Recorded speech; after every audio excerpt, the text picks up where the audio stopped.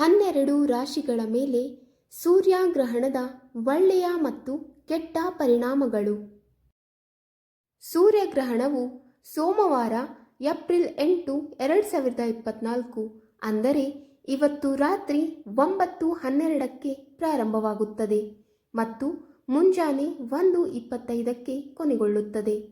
ಈ ಗ್ರಹಣವು ಭಾರತದಲ್ಲಿ ಗೋಚರಿಸುವುದಿಲ್ಲ, ಆದರೆ ಅದರ ಶುಭ ಮತ್ತು ಅಶುಭ ಪರಿಣಾಮಗಳು ಎಲ್ಲ 12 ರಾಶಿಯ ಜನರ ಮೇಲೆ ಇರುತ್ತದೆ.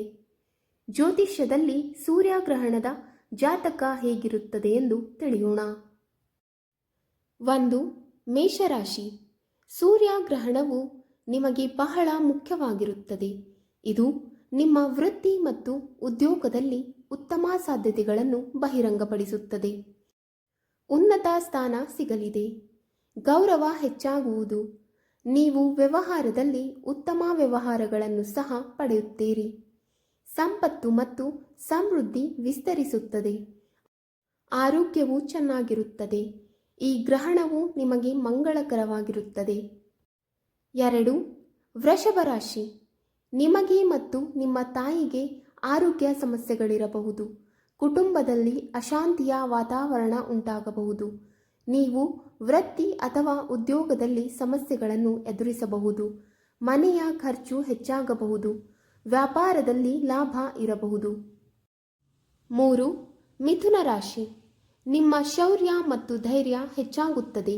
ನೀವು ಕಿರಿಯ ಸಹೋದರರು, ಸ್ನೇಹಿತರು ಮತ್ತು ಸಂಬಂಧಿಕರಿಂದ ಬೆಂಬಲವನ್ನು ಪಡೆಯುತ್ತೀರಿ. ಅದರಲ್ಲೂ ನೀವು ಅನಗತ್ಯ ವೆಚ್ಚಗಳಿಂದ ದೂರವಿರಬೇಕು. ಸಂಗಾತಿಯೊಂದಿಗಿನ ಸಂಬಂಧವು ಗಟ್ಟಿಯಾಗುತ್ತದೆ. ಉದ್ಯೋಗದಲ್ಲಿ ಧನಾತ್ಮಕ ಸಮಯವಿರುತ್ತದೆ. ನೀವು ವ್ಯವಹಾರದಲ್ಲಿ ಕೆಲವು ಸಮಸ್ಯೆಗಳನ್ನು ಎದುರಿಸಬೇಕಾಗಬಹುದು. ಒಟ್ಟಿನಲ್ಲಿ ಈ ಗ್ರಹಣ ನಿಮಗೆ ಶುಭಕರವಾಗಿದೆ. 4. ಕರ್ಕ ರಾಶಿ. ನಿಮ್ಮ ಮಾತಿನ ಮೇಲೆ ಹಿಡಿತವಿರಬೇಕು. ಸೂರ್ಯಗ್ರಹಣವು ಆರೋಗ್ಯ ಮತ್ತು ಸಂಬಂಧಗಳ ಮೇಲೆ ನಕಾರಾತ್ಮಕ ಪರಿಣಾಮಗಳನ್ನು ಬೀರಬಹುದು. ಉದ್ಯೋಗದಲ್ಲಿ ಉದ್ವಿಗ್ನತೆ ಇರುತ್ತದೆ. ನೀವು ವ್ಯಾಪಾರಸ್ಥರಾಗಿದ್ದರೆ ಚಿಂತನಶೀಲವಾಗಿ ವರ್ತಿಸಿ. ಇಲ್ಲದಿದ್ದರೆ ನೀವು ನಷ್ಟವನ್ನು ಅನುಭವಿಸಬೇಕಾಗಬಹುದು. ಅದರಲ್ಲೂ ಹೂಡಿಕೆಯಿಂದ ಲಾಭದ ಸಾಧ್ಯತೆಯಿದೆ. ಬ್ಯಾಂಕ್ ಬ್ಯಾಲೆನ್ಸ್ ಹೆಚ್ಚಾಗಬಹುದು. ಸಮಾಜದಲ್ಲಿ ಗೌರವ ಹೆಚ್ಚಾಗಬಹುದು. ಒಟ್ಟಾರೆಯಾಗಿ ಸೂರ್ಯಗ್ರಹಣವು ನಿಮಗೆ ಸಾಮಾನ್ಯವಾಗಬಹುದು. 5. ಸಿಂಹರಾಶಿ. ಉದ್ಯೋಗದಲ್ಲಿ ಬಡ್ತಿ ದೊರೆಯುವ ಸಾಧ್ಯತೆ ಇದೆ. ಸಮಾಜದಲ್ಲಿ ಮತ್ತು ಕುಟುಂಬದಲ್ಲಿ ಗೌರವ ಮತ್ತು ಖ್ಯಾತಿ ಹೆಚ್ಚಾಗುತ್ತದೆ. ಮಾತು ಸುಧಾರಿಸುತ್ತದೆ. ನೀವು ವ್ಯಾಪಾರಸ್ಥರಾಗಿದ್ದರೆ ನೀವು ವಿಶೇಷ ಲಾಭಗಳನ್ನು ಪಡೆಯುತ್ತೀರಿ. ನಿಮ್ಮ ಸಂಗಾತಿಯೊಂದಿಗೆ ಪ್ರವಾಸಕ್ಕೆ ಹೋಗುವ ಸಾಧ್ಯತೆಗಳಿವೆ.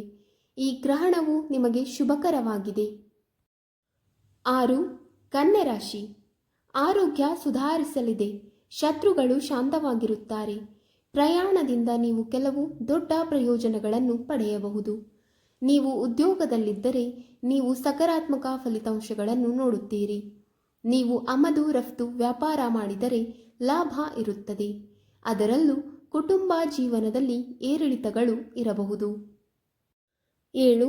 ತುಲಾರಾಶಿ. ಹಣಕ್ಕೆ ಸಂಬಂಧಿಸಿದ ಸಮಸ್ಯೆಗಳು ಬಗೆಹರಿಯಲಿವೆ. ಉದ್ಯೋಗದಲ್ಲಿ ಬಡ್ತಿ ದೊರೆಯುವ ಸಾಧ್ಯತೆ ಇದೆ.